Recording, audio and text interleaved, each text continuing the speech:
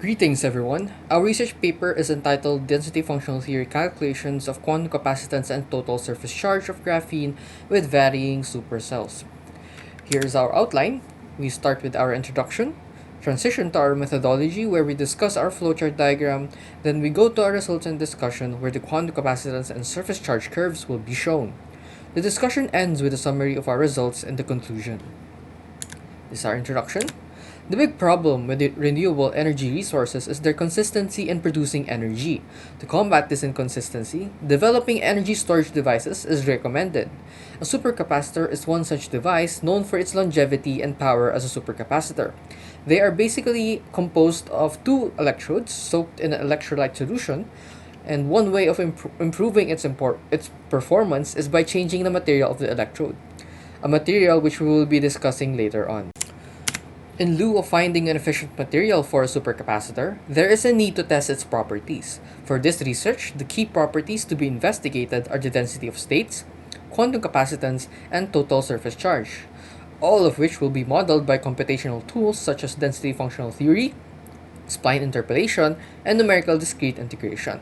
Furthermore, we will also investigate the effect of supercell sizes on the quantum capacitance and surface charge of the material. And speaking of which, graphene is the focus of our research. It is a 2D material made out of carbon, arranged in hexes, and has a zero band gap energy. Later on, you will see a picture of this in the methodology section. Moving on, we define what density of states are. It is a mathematical function that gives the number of allowed quantum states as a function of energy that a particle can occupy in each material. From such function, variables such as electron and hole concentration can be determined, where these two can be used to determine the electrical conductivity. The total capacitance is the inverse sum of the quantum capacitance and the electric double layer capacitance. EDLC, or electric double layer capacitance, is derived from the interaction of the electrode with the electrolyte solution, while quantum capacitance is more atomic in that it deals with the electronic structure of the electrode itself. They are significant in materials that have less occupied states near the Fermi level, which our material graphene shows. You can also see here the equation for quantum capacitance. It is dependent on the density of states function and an applied potential inside this hyperbolic secant function.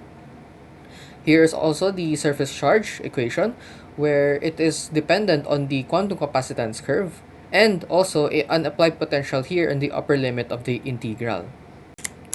Density functional theory concerns itself with the calculation of ground state energy of multiple particle systems, as cited from Wang and his colleagues. In doing so, quantum mechanics is used as a framework or reference as equations under this discipline describe the energy levels of a certain particle system, its wave function, and etc. Now, to save computational cost, as we know, quantum mechanics involves more complex computations, so approximations have to be implemented. Here are the examples. No? We have the Hohenberg-Kohn theorem, which allows the use of electron density to solve for the ground state energy, meaning it could be a prerequisite step when solving for the ground state energy. We also have the Born-Oppenheimer and Hartree approximations. This simplifies the atomic electron and electron-electron interactions of the Hamiltonian. It is also noted that Pauli's principle is still satisfied under these approximations due to the exchange correlation functional. The Contram equation is the simplified version of the traditional quantum mechanics eigenvalue equation. This will yield the single electron wave function, which could be used to solve for the electron density. Now, the potentials used in this simplified Hamiltonian depends on the electron density, meaning these sets of actions could be repeated and achieve self-consistency. But how do we do this? No? How does these actions repeated? And how do we achieve self-consistency? Well, we have our original Hamiltonian here, and using the approximations, we can get the simplified Hamiltonian, which relies on the electron density. And inside this Hamiltonian, we see our effective potential and our exchange correlation to satisfy Pauli's principle. When this Hamiltonian is applied to a particular particle system, we can use the Contram equation to extract the single electron wave function. And using this single electron wave function, we can solve for the electron density using this equation. Now, how do we achieve self-consistency? Well, first we have a guess electron density. Using that guess electron density, we can get our single electron wave function. And then using the single electron wave function in the quantum equation, we can solve for the Hamiltonian. And then from the Hamiltonian, we can get the effective potential. So from the guess electron density, we can get the effective potential. Then again, if we reverse the steps, having solved the effective potential, we apply it to a Hamiltonian, and we apply the Hamiltonian to a certain particle system, then extract the single electron wave function, solve for the electron density. If the solved electron density is the same as the guessed electron density, then we have achieved self-consistency, the actions are repeated. On to our methodology. Here we have the different supercell dimensions of our single layer graphene. This is for 1x1, the black one, the 3x3, the red one, and then the 5x5, the white one. And then here are our parameters for the density functional theory calculations. We used Perdue-Berg-Erzonhoff and van der Waals correction for the exchange correlation. We have a k-point sampling of 33 by 33 by 1 and a cutoff energy of 520 electron volts. Here is our flowchart diagram. We first start by getting the raw density of states data from DFT. We then use spline interpolation to determine the quadratic function describing the raw data. We substitute that function to the quantum capacitance equation, from which numerical integration will be applied for different values of applied potential. Through this, we will get the quantum capacitance values per potential data. We will again use spline interpolation to determine the quadratic function responsible for the curve and substitute it to the surface charge equation, from which numerical integration will be applied again for different potential values to get our surface charge versus potential curves. Next, we apply polynomial and exponential fitting. This is done to quantitatively investigate if there are indeed trends in the data. For polynomial fitting, we use a parabolic equation to model the quantum capacitance curve. And here we see three main constants, A, H, and K. H and K here determine the position of the vertex of our parabola, while A here determines the width of the parabola. The higher, the narrower the parabola. For exponential fitting, two terms can be seen, one positive and another negative. The positive one corresponds to the growth behavior, while the negative corresponds to the decay behavior. A and C here determines where the growth or decay behavior happens. The larger the value, the nearer the position to the origin, while the smaller the value, the farther from the origin. B and D here determine the rate of growth or decay. The higher the value, the higher the rate, and vice versa. Moving now to our results and discussion. This is our result from applying the spline interpolation to the DOS.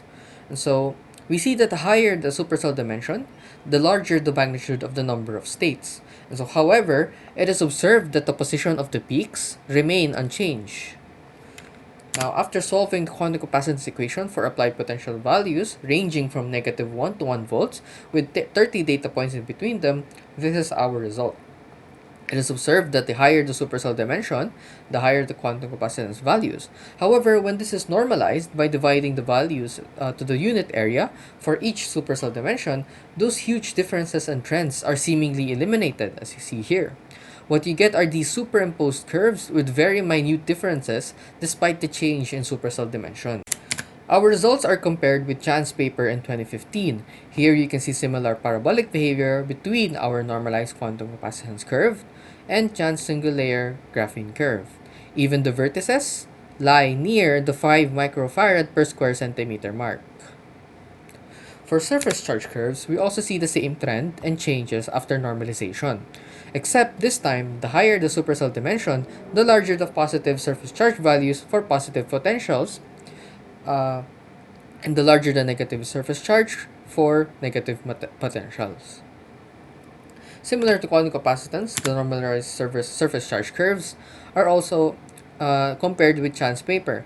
They also exhibit similar shapes with Chan's single layer graphene surface charge curve, the black one.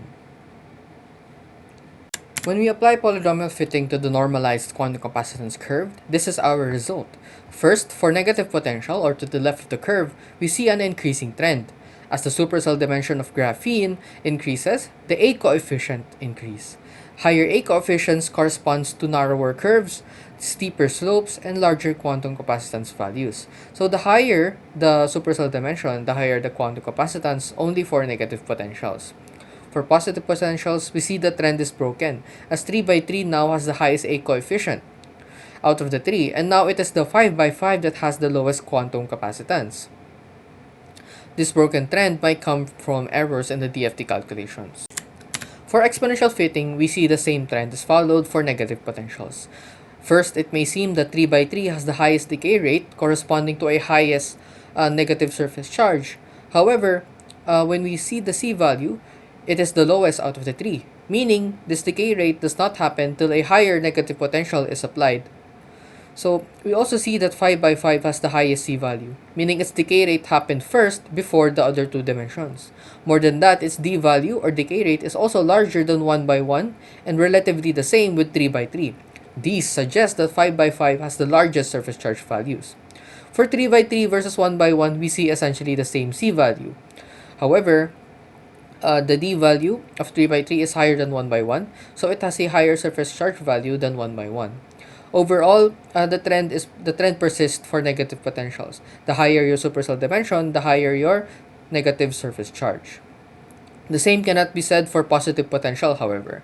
Here we see 1 by 1 graphene has the highest A value and a relatively high growth rate of 2.399. One might say 3 by 3 dominates 1 by 1 and 5 by 5, judging from its highest B value or highest growth rate.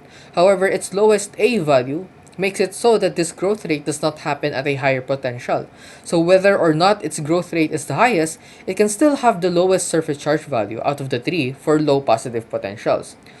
We also see that 1 by 1 has the highest A value and a higher growth rate than 5 by 5. Both of these suggest that it has the higher surface charge value than 5 by 5. Again, the trend is broken here. To summarize, we have found that the higher the supercell dimension, the higher the magnitude of DLS. However, the position of the peaks remain unchanged. Normalizing to quantum capacitance and surface charge curves seemingly eliminate huge differences between supercell sizes, but minute variations are still observed. For the polynomial and exponential fitting results, the trend that increasing dimension equals increase in quantum capacitance and surface charge values is followed for only negative potentials but broken by positive potentials. This may come from errors in DFT calculations. Nevertheless, it was seen from the table that the values are close to each other, that the changes observed is negligible. Furthermore, it is recommended to investigate the effect of doping, introducing vacancies, and interplanar distances. Finally, we have seen what normalization has done and how close the parameters of the fitting are to each other for different dimensions. We can conclude that smaller supercell dimensions can be used instead to model other properties of certain materials to save computational costs. We would like to thank the Computational Materials Design Research Group in De La Salle University for supporting this study towards completion. Here is our references. And thank you for listening and have a good day.